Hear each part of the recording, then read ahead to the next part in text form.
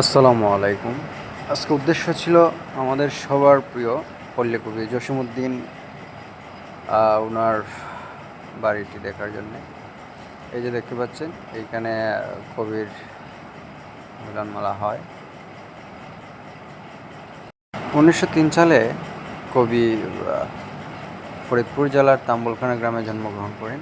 এটা হচ্ছে কবির বড় ভাইয়ের ঘর, আর এটা হচ্ছে কবির মেজ ভাইয়ের ঘর। চারদিকে ঘর, মধ্যে ছোট্ট একটু উঠোন। এটা হচ্ছে কবির ঘর। ছাত্র জীবন থেকে কবির একটা বিখ্যাত কবর নাটকটি রচিত হয়। এটা হচ্ছে কবির মা এখানে ডেকি, কবির মায়ের ডেকি বানতেন, ধান বানতেন। এখান থেকে কিছু তৈরি করেন। কবির স্মৃতিচারণ এখানে আমরা দেখতে পাচ্ছি, অনেক স্মৃতি বিজড়িত, অনেক দেয়ালের ছবি সম্বলিত আছে। এটা হচ্ছে কবির ছোটোবেলার ফ্যামিলির। এটা হচ্ছে কবির জার্মান থাকাকালীন একটা ছবি। এটা কবির মা।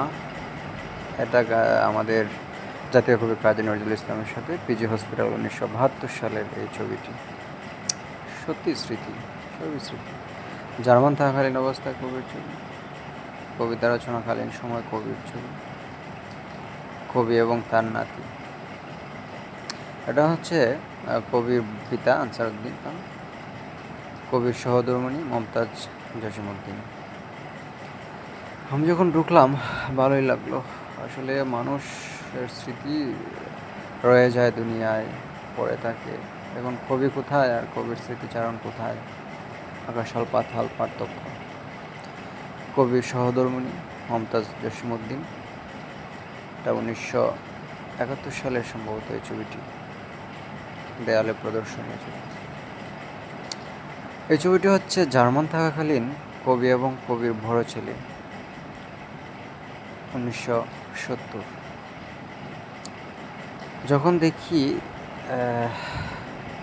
ভালোই লাগে, আমি ফিরে যাই সেই প্রাচীন, এই যে কবির হাতের লেখনী স্মৃতি হয়ে আছে জাদুঘরে, কবির টিফিন, কিছু কিছু পাণ্ডুলিপি যেটা অদৃশ্য, কবি এবং তার স্ত্রীর মর্মরে। কবির পিতার ঘর এখন আমরা দেখব, কবির পিতার কী কী স্মৃতি রয়েছে। প্রথমেই দেখব কবির পিতার ব্যবহৃত একটি তলোয়ার, যেটি অনেক লম্বা। এটি সাধারণত কবির পিতা ব্যবহার করতেন, যেটা দৃশ্যমান দেখতে পাচ্ছি। আরও অনেক স্মৃতি এই কবির পিতার ঘরে রয়েছে।